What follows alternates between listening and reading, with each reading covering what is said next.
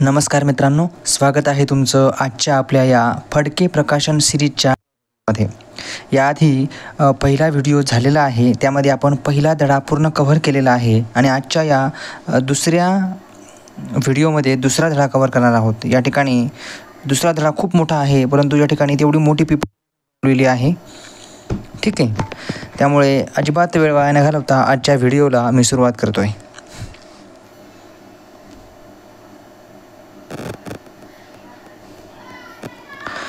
तर आज आपला दुसरा धडा आहे, घटक दुसरा आहे। या ठिकाणी जसं मी काल सांगितलं तसं आजही सांगतोय, तुम्हाला दिसत नसेल तर तुमच्या मोबाईलमध्ये व्हिडिओची क्वालिटी आधी वाढवून घ्या, ठीक आहे। आणि एकदम सिलेक्टिव्ह घेतलेलं आहे, जे परीक्षेच्या दृष्टीने महत्त्वाचं आहे तेवढंच घेतलेलं आहे।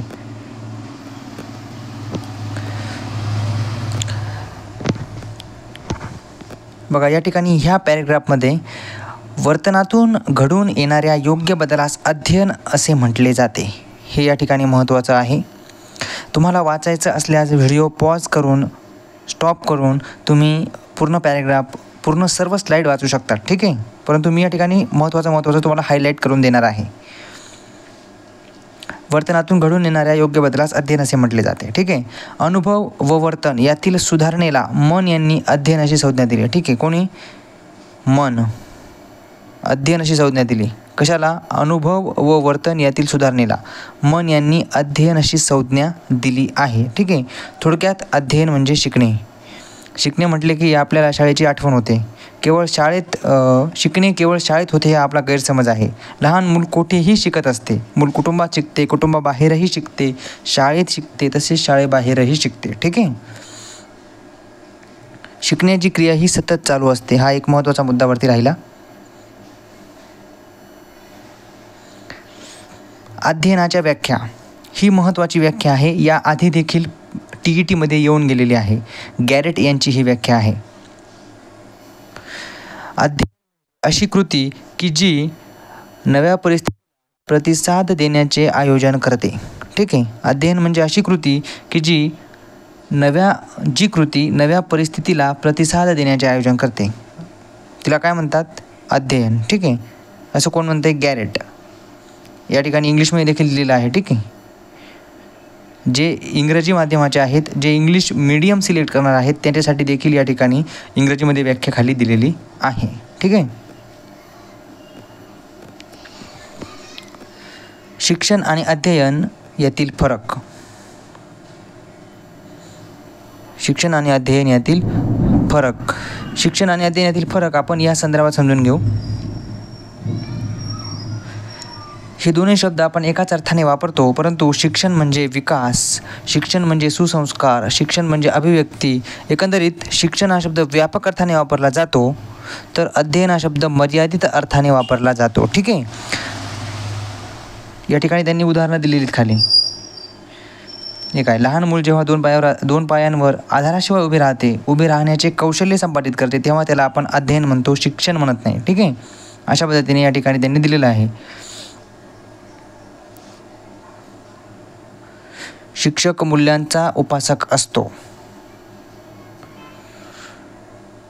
शिक्षण ही केवळ पोपटपंची असत नाही, ठीक आहे। जे हायलाईट केलेले मुद्दे आहेत ते महत्त्वाचे मुद्दे आहेत। इतर फक्त थोडंसं त्यांनी विस्तार करून लिहिलेलं असतं, ठीक आहे। आणि जर प्रत्येक पॅरेग्राफ जर वाचत बसलो तर या ठिकाणी 40 स्लाईड आहेत, तुम्हाला वरती कोपऱ्यात दिसत असेल।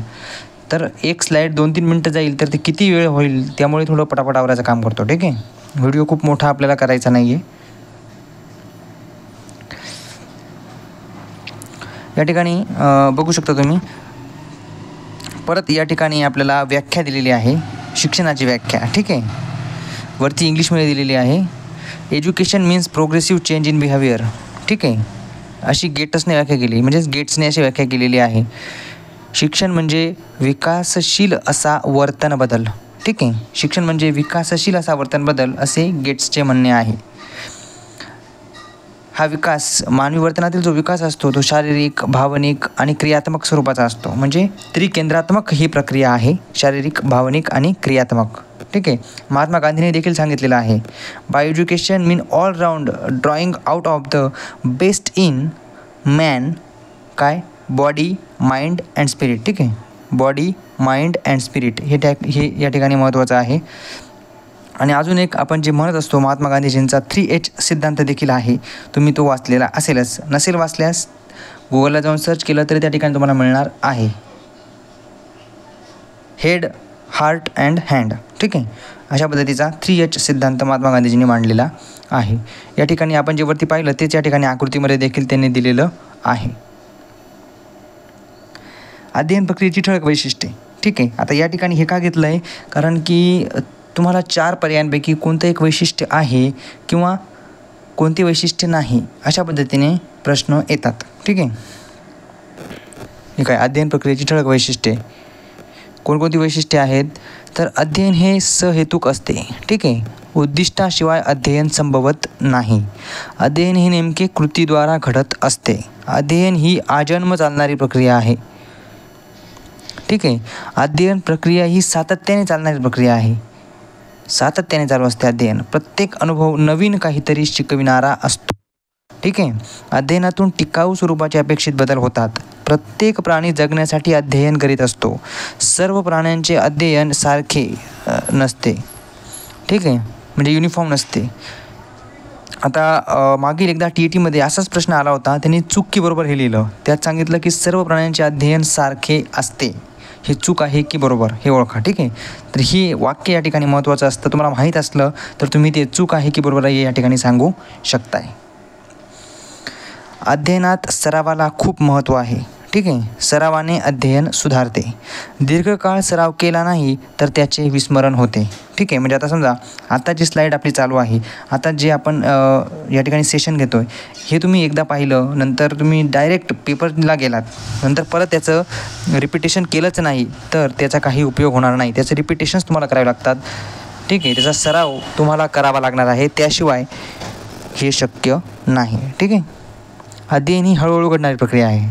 सावकाश होते अध्ययन, ठीक आहे.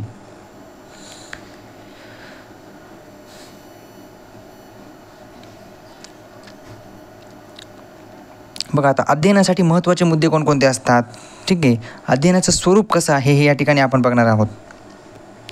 सगळ्यात पहिलं असतं उद्दिष्ट, ठीक आहे.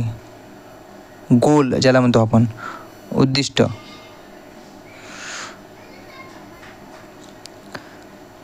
हे काय learning is always goal oriented असे म्हटले जाते.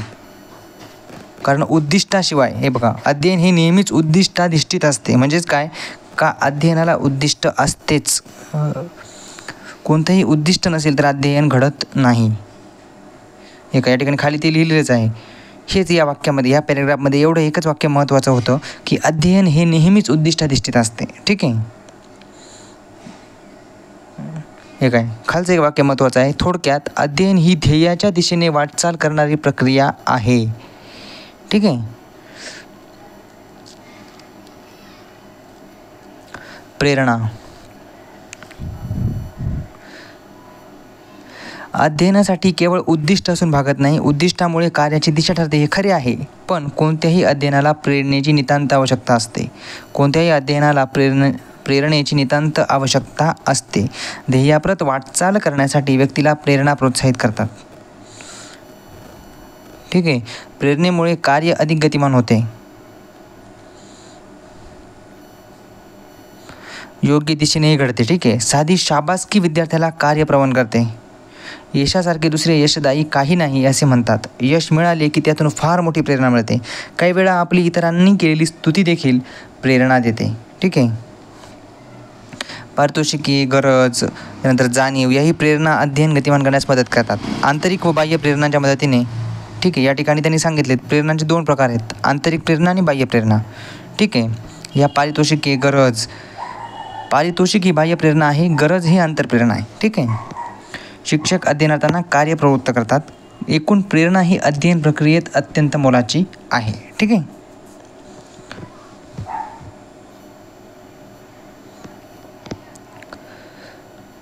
पुढे आहे शोधन.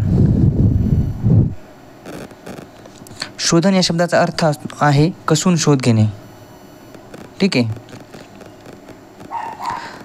साध्याची किंवा उद्दिष्टाची अध्ययनार्थ्याला जेव्हा जाणीव होते तेव्हा तो शोध सुरू करतो, असं या ठिकाणी लिहिलेलं आहे. ठीक आहे. अध्ययनासाठी प्रयत्नांची आवश्यकता असते. ही एक वाक्य आपण या ठिकाणी हायलाईट करून घेऊ. प्रयत्न कसेही करून चालत नाहीत, ते अचूक दिशेने झाले पाहिजे. चुकीचे प्रयत्न टाळून योग्य दिशेने प्रयत्न करणे व ध्येय गाठणे एवढा अर्थ शोधन या शब्दात सामावलेला आहे. चुकीचे प्रयत्न टाळून योग्य दिशेने प्रयत्न करणे व ध्येय गाठणे हा शब्द एवढा अर्थ शोधन या शब्दामध्ये सामावलेला आहे. ठीक आहे.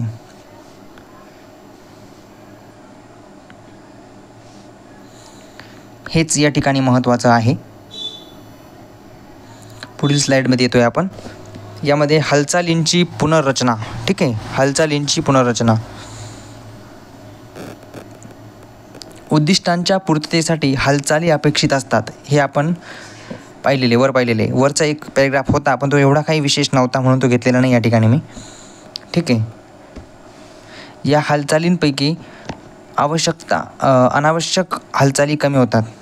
वर्तनात लक्षणीय बदल घडून येतात. पोहणे शिकत असताना हातपायांच्या अनावश्यक हालचाली होत असतात, पण जसे आपण पोहायला शिकत जातो तशा अनावश्यक हालचाली कमी होत जातात. ठीक आहे. म्हणजे त्याच्यामध्ये आपण प्रावीण्य मिळवतो असा त्याचा अर्थ आहे. ज्यावेळेला एखाद्या गोष्टीत आपण प्रावीण्य मिळवतो त्यावेळेला अनावश्यक हालचाली या कमी होत असतात, असं या ठिकाणी यांना सांगायचं आहे.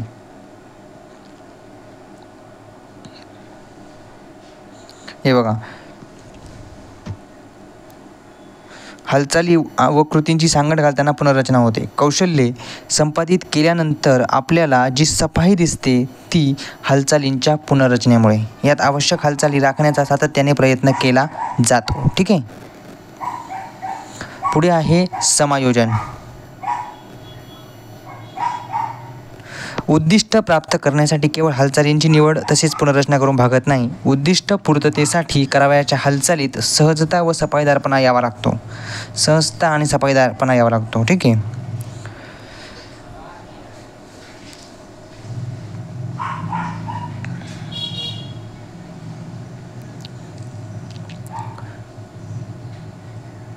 हे बघा, हे सर्वात खालचं वाक्य महत्त्वाचं आहे.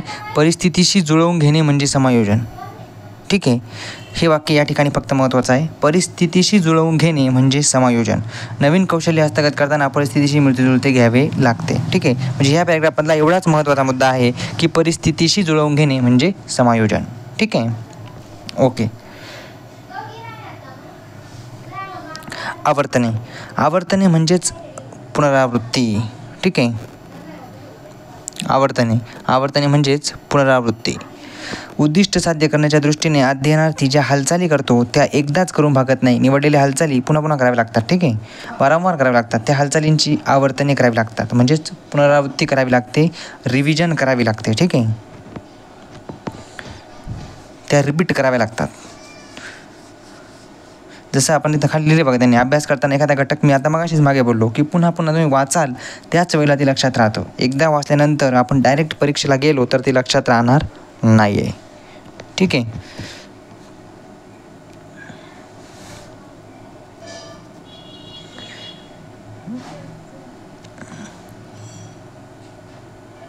हे बघा, कौशल्य चांगले संपादनासाठी आवर्तनांची आवश्यकता असते. हे वाक्य या ठिकाणी महत्त्वाचं आहे. बाकी पॅरेग्राफ या ठिकाणी फक्त त्यांनी वाढवलेला आहे, म्हणजे उदाहरणं दिलेली आहेत मध्ये. आता या ठिकाणी 7वा आणि मला वाटते शेवटचा मुद्दा असावा याचा. शेवटचा आहे. त्यानंतर पुढे अध्ययन वक्र सुरू होतोय. शेवटचा मुद्दा आहे परिपक्वता.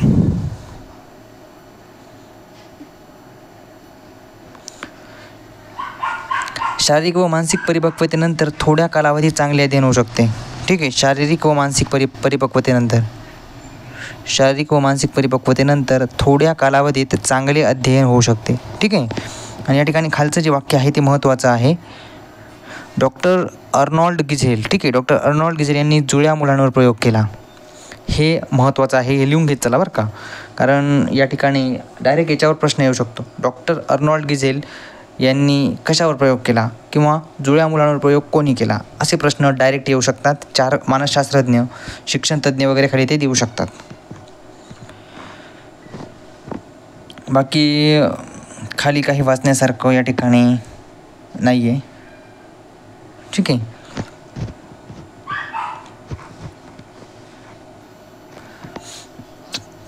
तुम्ही वाचून घेऊ शकता व्हिडिओ पॉज करून.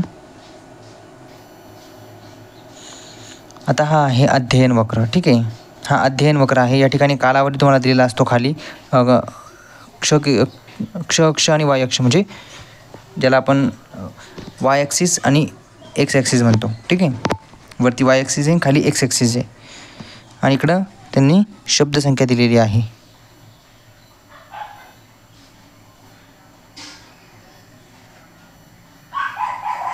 बघा हे जे सर्व टप्पे आहेत ते आपल्याला पुढे बघायचे आहेत. सुरुवातीच्या प्रगतीचा टप्पा, जलद गती, पठारावस्था, अंतिम प्रगती, परिसीमा, हे सर्व मुद्दे आपल्याला पुढे कव्हर करायचे आहेत. या ठिकाणी हा अध्ययन वगैरे पाहून घ्या फक्त. ठीक आहे. हे बघा, नवीन कौशल्ये आत्मसात करत असताना सुरुवातीच्या टप्प्यात आपला वेग मंद असतो. हे बघा, सुरुवातीच्या टप्प्यात आपला वेग मंद असतो. नवीन परिस्थितीचे आकलन, समायोजन, नवी कृती करणे यात आपली शक्ती, बुद्धी खर्ची पडते. त्यामुळे सुरुवातीचा वेग कमी असतो. ठीक आहे. दुसरा जो टप्पा आहे तो आहे जलद प्रगतीचा टप्पा, किंवा त्याला आपण मध्यंतरीची प्रगती देखील म्हटलं जातं. सुरुवातीच्या टप्प्यात मूलभूत गोष्टी शिकल्यानंतर प्रगती जलद गतीने होऊ लागते. ठीक आहे. सुरुवातीच्या काळात ज्या गोष्टी येत नव्हत्या त्या आता येऊ लागतात. सुरुवातीच्या काळात ज्या गोष्टी येत नव्हत्या त्या आता येऊ लागतात. अध्ययनावर त्याचा चांगला परिणाम होतो. अध्ययनाची गती वाढते. ठीक आहे. अध्ययनाची गती या ठिकाणी वाढते. पुढचा आहे तिसरा टप्पा. तिसरा टप्पा आहे प्रगती. ठीक आहे. किंवा त्याला आपण पठारावस्था असं म्हटलं जातं. अध्ययनात काही वेळा प्रगती थांबल्यासारखी वाटते. प्रयत्न चालू असूनही प्रगती मात्र खुंटलेली असते. हे बघा, प्रयत्न चालू असतात परंतु ते इतके सूक्ष्म असतात, इतके कमी प्रमाणामध्ये असतात की ती प्रगती थांबल्यासारखी आपल्याला वाटते. तो भास असतो फक्त. ठीक आहे. या स्थितीला पठारावस्था म्हटले जाते. पठारावस्था ही प्रगती होत नसल्याची साक्ष देत असली तरी रवंथ करण्यासारखी अवस्था. रवंथ नाही आहे, रवंथ. ठीक आहे. म्हणजे ज्याप्रमाणे जे गाया म्हशी असतात त्या आधीच पटापट चारा खातात आणि नंतर रवंथ करतात, त्या पद्धतीने पठारावस्था ही प्रगती होत नसल्याची साक्ष देत असली तरी ती रवंथ करण्यासारखी अवस्था असते. ही प्रगतीची कमाल मर्यादा नसून येथून खरी सुरुवात होत असते. ठीक आहे. येथून खरी सुरुवात होत असते. पठारावस्था अल्पकाळ टिकावी, जास्त वेळ रेंगाळत राहू नये यासाठी दक्ष असले पाहिजे. कारण जर पठारावस्था जास्त वेळ रेंगाळत राहिली तर पुढे प्रगती होणार नाही, उलट अधोगती होण्यास सुरुवात होऊ शकते. ठीक आहे. अध्ययनात ही अवस्था 2दा किंवा त्यापेक्षा जास्त वेळा येण्याची शक्यता असते. अध्ययनात ही अवस्था 2दा किंवा त्यापेक्षाही जास्त वेळा येण्याची शक्यता असते. ठीक आहे. अंतिम प्रगतीचा टप्पा. पुढचा मुद्दा आहे आपला चौथा, अंतिम प्रगतीचा टप्पा. पठारावस्था ओलांडून अध्ययनार्थी जेव्हा प्रगतीच्या अंतिम टप्प्यात प्रवेश करतो तेव्हा त्याच्या प्रगतीचा वेग उत्तम असतो. ठीक आहे. या अंतिम प्रगतीच्या टप्प्यामध्ये प्रगतीचा वेग हा उत्तम असतो. पठारावस्थेत रूढीकरणाचा अध्ययनार्थ्याला फायदा मिळतो, पण याही प्रगतीला मर्यादा असते. ठीक आहे. याही प्रगतीला मर्यादा. यानंतर काय मर्यादा आहे तर शारीरिक परिसीमा येणार आता पुढे.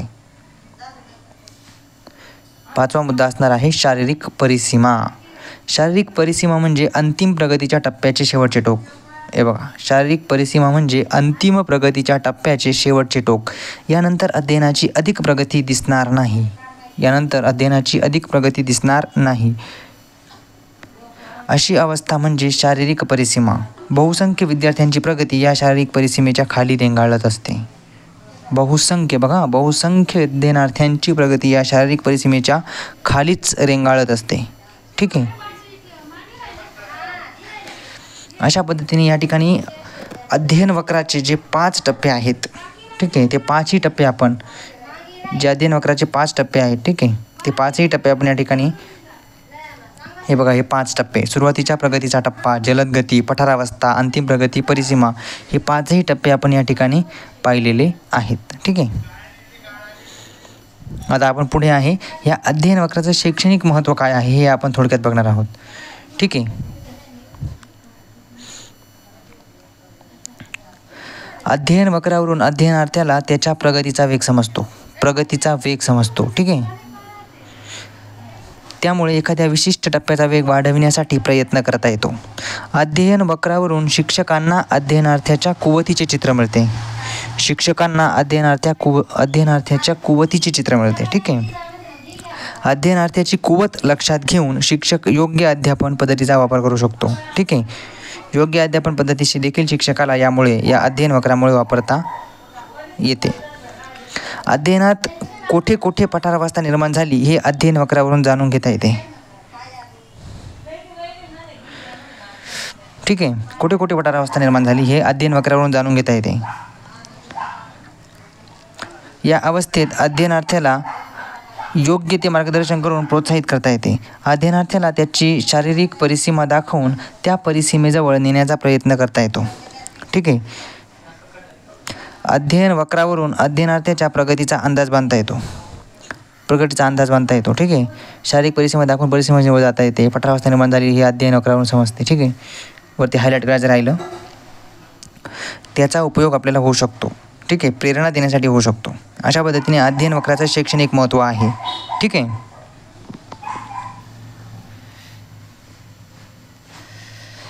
आणि या ठिकाणी आजच्या या धड्यामधल्या उपपत्त्या आपल्या चालू होत आहेत. अत्यंत महत्त्वाचा भाग आहे हा उपपत्त्यांचा. व्यवस्थित बघा. आणि ह्याच परीक्षेमध्ये 1 ते 2 प्रश्न 100% हमखास पडत असतात. ठीक आहे. अपवाद काही सोडला एखाद्या पेपरचा तर. त्यामुळे अत्यंत महत्त्वाचं आहे. या ठिकाणी बघून घ्या तुम्ही. हे बघा, अध्ययन उपपत्तींचे वर्गीकरण. ठीक आहे. साहचर्यवादी उपपत्ती, ज्ञानात्मक उपपत्ती आणि आधुनिक उपपत्ती. अध्ययन उपपत्तींचं 3 वर्गीकरण या ठिकाणी त्यांनी केलेलं आहे. ठीक आहे. तर साहचर्यवादी उपपत्ती कोणी कोणी मांडली? पॅवलॉव, स्किनर, वॅटसन आणि हल्ल. ठीक आहे. या 6 जणांनी पाठच करून घ्यायचे. हे साहचर्यवादी आहेत. चुकून जर त्यांनी विचारलं का यापैकी साहचर्यवादी कोण नाही किंवा साहचर्यवादी कोण आहे असे प्रश्न या ठिकाणी येत असतात. त्यामुळे हे 6च्या 6 आपले पाठ असले पाहिजे. थॉर्नडाईक, पॅवलॉव, स्किनर, वॅटसन म्हणा हरकत नाही, ग्रुथी, हल्ल हे 6 जण साहचर्यवादी उपपत्ती यांनी मांडलेली आहे. ठीक आहे. त्यानंतर दुसरं आहे ज्ञानात्मक उपपत्ती. यामध्ये समाकारवादी उपपत्ती येते, लेनिनची क्षेत्रीय उपपत्ती येते, गॅने किंवा ज्याला गॅग्ने पण म्हणतात, टॉलमन, आसू म्हणजे आसूबेल, बेल खाली येईन आसू वर झाला. ठीक आहे. आसूबेल हे एकच नाव आहे. आसूबेल आणि ब्रुनर यांनी मांडलेल्या उपपत्ती. ठीक आहे. ज्ञानात्मक उपपत्तीमध्ये ह्या उपपत्ती येतात. समाकारवादी उपपत्ती, लेनिनची क्षेत्रीय उपपत्ती, गॅग्ने, टॉलमन, आसूबेल आणि ब्रुनर यांनी मांडलेल्या उपपत्त्या. ह्या सर्व उपपत्त्या आणि त्याच्यामध्ये त्याच्यात येणारी जी थोडक्यात महत्त्वाची माहिती आहे ती मी पुढे घेतलेलीच आहे, जी परीक्षेच्या दृष्टीने महत्त्वाची आहे. फक्त उगाच फापट पसारा पालळपणा आपल्याला करायचा नाही आहे. ठीक आहे. तिसरं आहे आधुनिक उपपत्ती. ब्लूम यांची प्रभुत्व अध्ययन उपपत्ती किंवा बांदुरा यांची सामाजिक अध्ययन उपपत्ती. ह्या 2 ज्या उपपत्त्या आहेत त्या आधुनिक उपपत्तीमध्ये मोडतात. यानंतर आहे ते माहिती प्रक्रियाकरण प्रतिमान. ते प्रतिमान आहे. ठीक आहे. परंतु ह्या 2 उपपत्त्या महत्त्वाच्या आहेत. ब्लूम यांची प्रभुत्व अध्ययन उपपत्ती आणि अल्बर्ट बांदुरा यांची सामाजिक अध्ययन उपपत्ती. ठीक आहे. आता ह्याच सर्व चार्टचा विस्तार आपण पुढच्या साधारणतः 20 स्लाईडमध्ये बघणार आहोत. ठीक आहे. अध्ययन उपपत्ती म्हणजे काय? हे बघा, अध्ययन उपपत्ती म्हणजे अध्ययन प्रक्रिया कशी चालते, अध्ययनात कोणते घटक येतात, त्यांचे परस्पर संबंध कसे असतात, व्यक्तीकडून अध्ययन कसे होते, या विविध गोष्टींचे स्पष्टीकरण करणाऱ्या विधानांचा समुच्चय म्हणजेच अध्ययन उपपत्ती. ठीक आहे. या विविध उपपत्तींचे वर्गीकरण आपण केलेले मागं पाहिलं आपण ते वर्गीकरण. ठीक आहे. हे बघा, या ठिकाणी लिहिले साहचर्यवादाचा उगम खरे पाहिले तर तत्त्वज्ञानात आहे. ठीक आहे. साहचर्यवादाचा उगम हा तत्त्वज्ञानामध्ये आहे. हे सुद्धा महत्त्वाचं आहे. ठीक आहे. त्यानंतर साहचर्यवादी उद्दीपक आणि प्रतिक्रिया यांच्या संबंधांवर विशेष भर देतात. उद्दीपक आणि प्रतिक्रिया.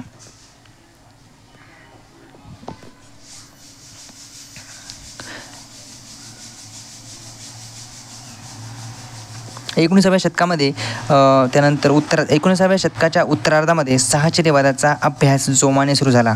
एडवर्ड थॉर्नडाईक, ठीक आहे, 1874 ते 1949 अमेरिकन होते. यांची माहिती आपण पुढच्या स्लाईडमध्ये घेतलेली आहे.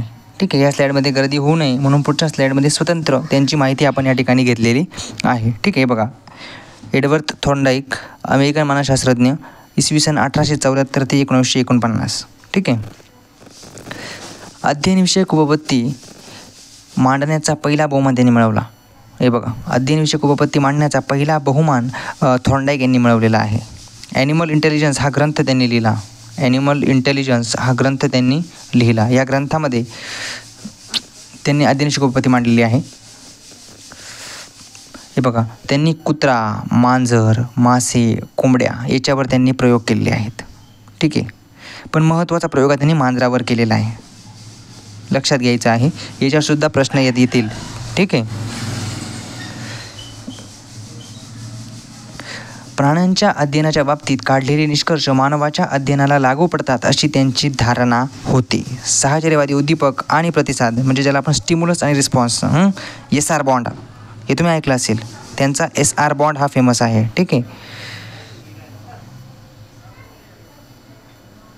या ठिकाणी लिहून देतो SR बॉन्ड.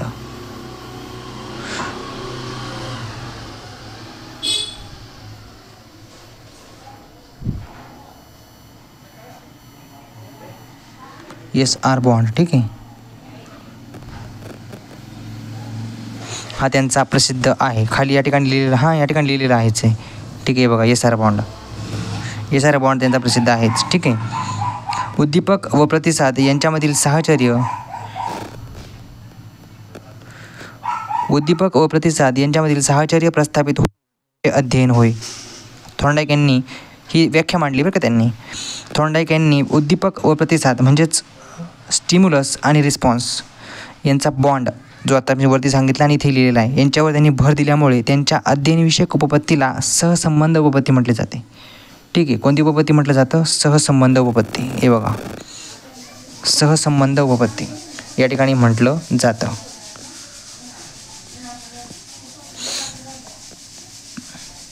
ही माहिती अत्यंत महत्त्वाची आहे मित्रांनो. ठीक आहे. तुमच्याकडे पुस्तक जरी असेल तरी तुम्हाला वेळ लागणार आहे, परंतु या ठिकाणी मी थोडक्यात आणि सोपी गंमत तुम्हाला करून दिलेली आहे.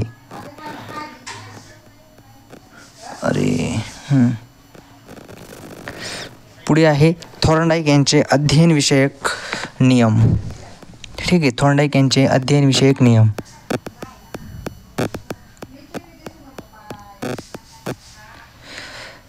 थॉर्नडाईक यांनी आपल्या प्रयोगाच्या आधारे अध्ययनविषयक नियम सांगितले. अध्ययनात आजही त्यांचे महत्त्व अनन्यसाधारण आहे. ठीक आहे. पहिला नियम आहे सज्जतेचा किंवा तयारीचा नियम. कोणतेही नवीन कौशल्य हस्तगत करण्यासाठी शारीरिक व मानसिक तयारीची आवश्यकता असते. तयारी असताना केलेली कृती सुखावह ठरते.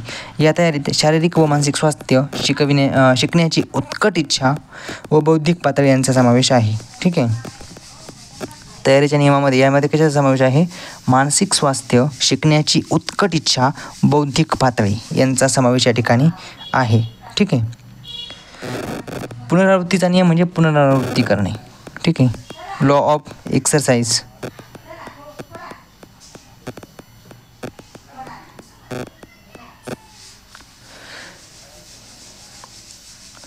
एखाद्या गोष्टीचा सराव जेवढा अधिक करावा तितकी ती गोष्ट दृढ. सरावामुळे व वारंवार केलेल्या उजळणीमुळे ते विशिष्ट कौशल्य चांगले आत्मसात होते. अध्ययनार्थी पाढे म्हणतात, स्पेलिंग पाठ करतात वगैरे वगैरे या ठिकाणी लिहिलेलं आहे. राष्ट्रगीत म्हणतात, कविता गातात वगैरे. ठीक आहे. या पुनरावृत्ती केल्यामुळे त्या गोष्टी त्यांच्या चांगल्या ध्यानात राहतात. परिस्थिती व प्रतिक्रिया यांच्यामधील संबंध पक्के होतात. हे ठीक आहे ना. परिस्थिती व प्रतिक्रिया यांच्यातील संबंध पक्के होतात ते पुनरावृत्तीमुळे. अध्ययन केलेल्या कृतीत सरावाने सफाई येते. हे बघा, practice makes a man perfect हे आपण म्हणत असतो. असा हा पुनरावृत्तीचा नियम. त्यानंतर तिसरा नियम आहे हा परिणामाचा नियम आहे.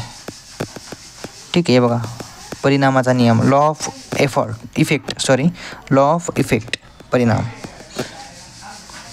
परिस्थिती आणि प्रतिक्रिया यामधील संबंध जेव्हा सुख असतो तेव्हा दोहोंमधील संबंध दृढ होतात. तेव्हा परिस्थिती आणि प्रतिक्रिया यामधील संबंध जेव्हा सुख देणारा असतो तेव्हा दोहोंतील संबंध हे दृढ होतात. परिस्थिती आणि प्रतिक्रिया यातील संबंध दुःख देणारे असतील तर ते संबंध क्षीण होत जातात असे सांगणारा हा परिणामाचा नियम आहे. ठीक आहे. हे बघा, परिस्थिती आणि प्रतिक्रिया यातील संबंध सुख देणारे असतील तर ते संबंध क्षीण होत जातात असे सांगणारा, दुःख देणारे असतील तर ते क्षीण होत जातात असे सांगणारा परिणामाचा नियम आहे. ठीक आहे.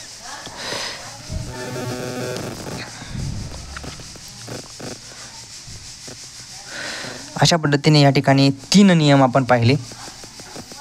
पुढच्या स्लाईडमध्ये या ठिकाणी वर्तनवाद आहे. ठीक आहे. या ठिकाणी बघा तुम्हाला दिसत असेल वर्तनवाद, वॅटसन यांचा वर्तनवाद. ठीक आहे. वॅटसन या अमेरिकन मानसशास्त्रज्ञाने इसवी सन 1913 मध्ये वर्तनवादी विचारसरणी मांडली. 1913 मध्ये वर्तनवादी विचारसरणी मांडली वॅटसन यांनी. ठीक आहे.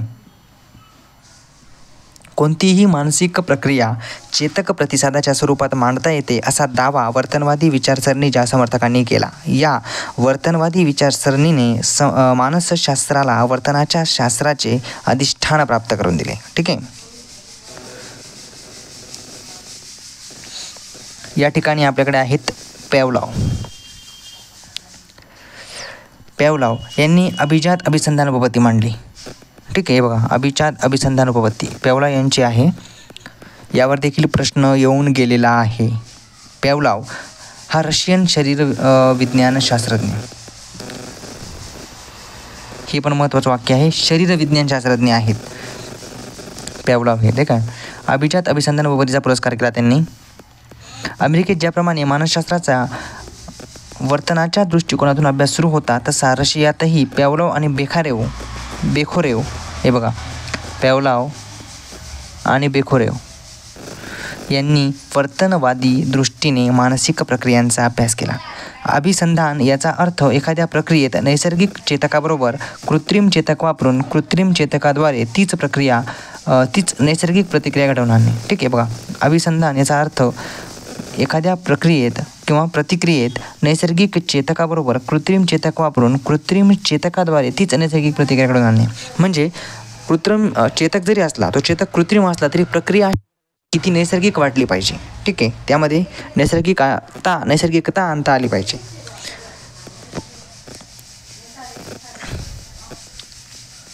पुढची उपपत्ती आहे स्किनर यांची. हे बघा, स्किनर यांनी कोणती उपपत्ती मांडलेली आहे? साधक अभिसंधान. ठीक आहे. साधक अभिसंधान उपपत्ती मांडलेली आहे. B.F. स्किनर हा आणखी एक अमेरिकन मानसशास्त्रज्ञ. हे बघा, अमेरिकन मानसशास्त्रज्ञ. साधक अभिसंधान उपपत्तीचा उद्गाता वरती आहेत, आपण हायलाईट केलेला आहे. साधक अभिसंधान याने कबुतरावर प्रयोग केला. हे बघा, हे या ठिकाणी महत्त्वाचं वाक्य आहे. प्रयोग केलेला आहे कबुतरावर. हे बघा, कबुतरावर या ठिकाणी प्रयोग केलेला आहे. एक पेटी तयार केली आणि ती आहे स्किनर बॉक्स म्हणून ओळखली जाते. एक पेटी, ती पेटी स्किनर बॉक्स म्हणून ओळखली जाते. या ठिकाणी तो प्रयोग त्यांनी खाली दिलेला आहे. तुम्हाला वाचायचा असल्यास तुम्ही तो वाचून घेऊ शकता व्हिडिओ पॉज करून. ठीक आहे. परंतु महत्त्वाचं एवढंच आहे की स्किनर यांनी साधक अभिसंधान उपपत्ती मांडली आणि त्यासाठी त्यांनी कबुतराचा वापर केला. ठीक आहे. ओके.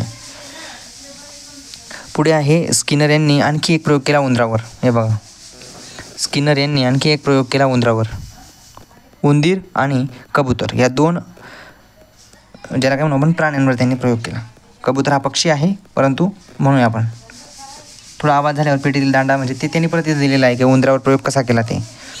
आणि त्यांची जी उपपत्ती आहे साधक अभिसंधान, त्याविषयी थोडीशी माहिती यांनी खाली दिलेली आहे. विशिष्ट उद्दिष्ट प्राप्तीसाठी जेव्हा एखादी क्रिया साधन म्हणून उपयोगी पडते तेव्हा ती विशिष्ट क्रिया साधनीभूत झाली असे म्हणतात. या साधनीभूत होण्याच्या अभिसंधानास साधक अभिसंधान असे म्हणतात. ठीक आहे. साधनीभूत होण्याच्या अभिसंधानास साधक अभिसंधान असे म्हणतात. ठीक आहे. पुढे आहे ज्ञानात्मक अध्ययन उपपत्ती. ज्ञानात्मक अध्ययन उपपत्ती. ज्ञानात्मक अध्ययन उपपत्तीत केवळ चेतक आणि प्रतिसाद यांचा स्वतंत्रपणे विचार न करता परिसर विचारात घेतलेला असतो. ठीक आहे. या ठिकाणी हायलाईट थोडे खाली होऊन गेलं. या ठिकाणी अशा पद्धतीने केलेलं असतं ते. खाली या काही महत्त्वाचं या ठिकाणी नाही आहे. शेवटचं वाक्य या ठिकाणी फक्त महत्त्वाचं आहे. केवळ प्रयत्न प्रमाद पद्धतीने न घडता ते मर्मदृष्टीमूलक असते. ठीक आहे.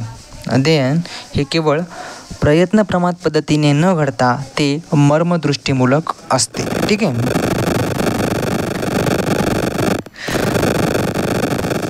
ज्ञानात्मक अध्ययन समाकारवादी उपपत्ती कुर्ट लेविन ज्ञानात्मक अध्ययन उपपत्तीच्या गटात समाकारवादी उपपत्ती कुर्ट लेविन यांची क्षेत्रीय उपपत्ती, ठीक आहे, ची संकेत अध्ययन उपपत्ती, गॅग्ने यांची श्रेणीबद्ध अध्ययन उपपत्ती, ठीक आहे, आसुबेल यांची अध्ययन व अनुदेशन उपपत्ती, तसेच ब्रुनर यांची ज्ञानात्मक उपपत्ती आणि कोफ्का, पुढे कोफ्का आहे, कोफ्का यांची समष्टीवादी उपपत्ती इत्यादी उपपत्तीचा समावेश या ठिकाणी होत असतो, ठीक आहे. हे लिहून घ्या सरळ. कुर्ट लेविन यांची क्षेत्रीय उपपत्ती, टॉलमन यांची संकेत अध्ययन उपपत्ती, गॅग्ने यांची श्रेणीबद्ध अध्ययन उपपत्ती, आसोबेल यांची अध्ययन व अनुदेशन उपपत्ती, ब्रुनर यांची ज्ञानात्मक उपपत्ती, कोफ्का यांची समष्टीवादी उपपत्ती इत्यादी उपपत्तींचा समावेश या ठिकाणी होत असतो, ठीक आहे. कुर्ट लेविन यांची क्षेत्रीय उपपत्ती, आसोबेल यांची अध्ययन व अनुदेशन उपपत्ती, ब्रुनर यांची ज्ञानात्मक उपपत्ती या 4 उपपत्तींचा अभ्यास आपण करणार आहोत पुढच्या स्लाईडमध्ये. या महत्त्वाच्या स्लाईड आहेत, ठीक आहे. आता या ठिकाणी बघू शकता तुम्ही समाकारवादी उपपत्ती किंवा ज्याला समष्टीवादी उपपत्ती देखील म्हटलं जातं.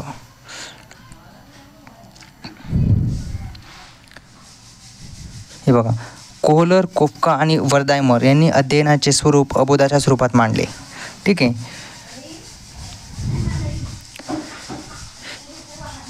यांच्या मतानुसार समग्रता हा घटक अध्ययनात अत्यंत महत्त्वाचा मानला पाहिजे. कोणत्याही बाबीचा अभ्यास पृथक्पणे न करता म्हणजे वेगवेगळा न करता समग्रपणे केला पाहिजे असं त्यांनी मांडलं. त्यांच्या मते अध्ययन हे मर्मदृष्टीमूलक होते, ठीक आहे. त्यांच्या मते अध्ययन हे मर्मदृष्टीमूलक होते. बाकीचं तुम्ही वाचून घेऊ शकता. आता या ठिकाणी हा आहे चिंपांजी, ज्याचे नाव आहे सुलतान, ठीक आहे. कोहलर यांनी यावर केलेला आहे प्रयोग.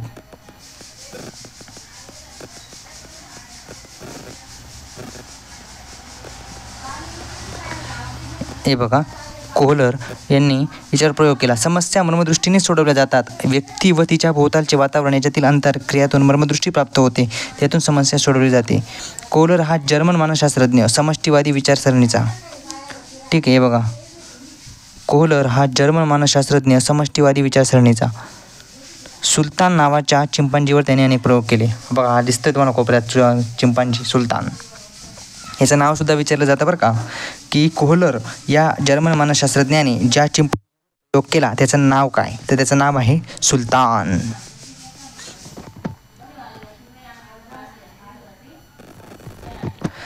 पुढे आहे लेविनची ज्ञानात्मक क्षेत्रीय उपपत्ती, ठीक आहे. लेनिनची ज्ञानात्मक क्षेत्रीय उपपत्ती. ह्या उपपत्तीचं काही सांगण्यासारखं नाही आहे, पण तुम्ही वाचून घ्या, ठीक आहे.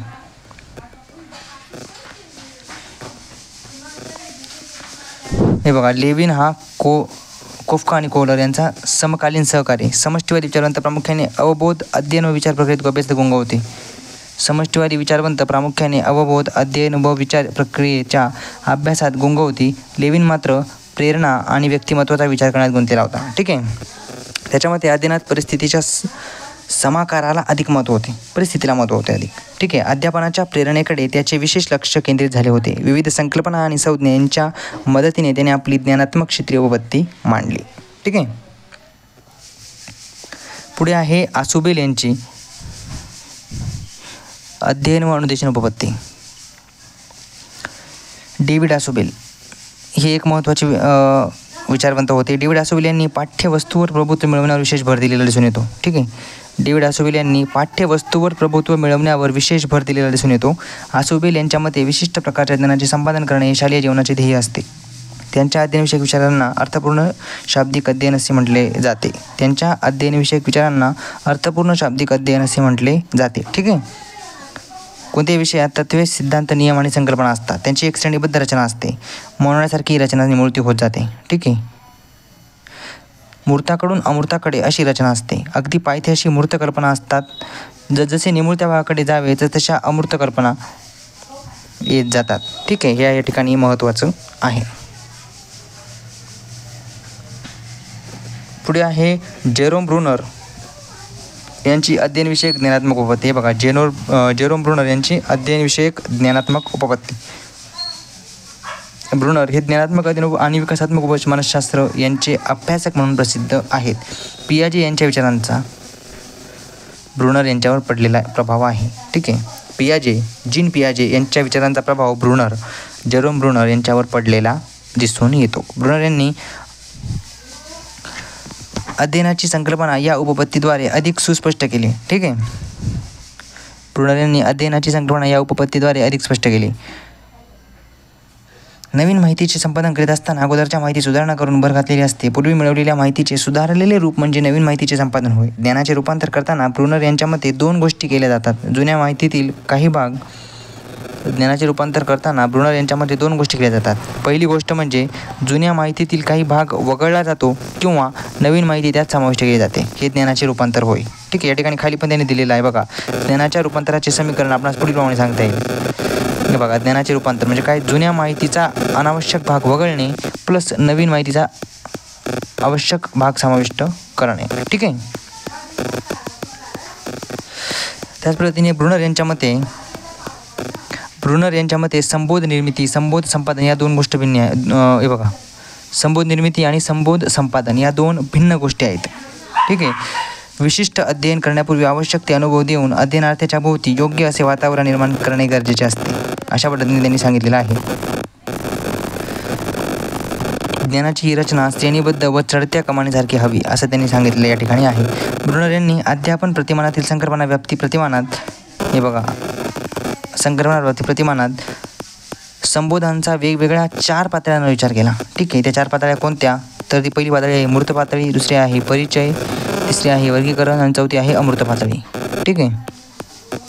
संकल्पना निर्माण होणे ही एक क्रीडा ठरावी. या दृष्टीने जेरोम ब्रुनर यांनी अध्ययन विषयक ज्ञानात्मक उपपत्तीच्या आधारे संकल्पना प्राप्ती प्रतिमान विकसित केले आहे. हे बघा, संकल्पना प्राप्ती प्रति म्हणजे आपण वरती पाहिलेलं आहे, परंतु तरी या ठिकाणी हायलाईट करून देतो. वाक्य महत्त्वाचं वाक्य आहे. ठीक आहे. पुढे आहे प्रभुत्व संपादन उपपत्ती डॉक्टर ब्लूम यांची. हे बघा, डॉक्टर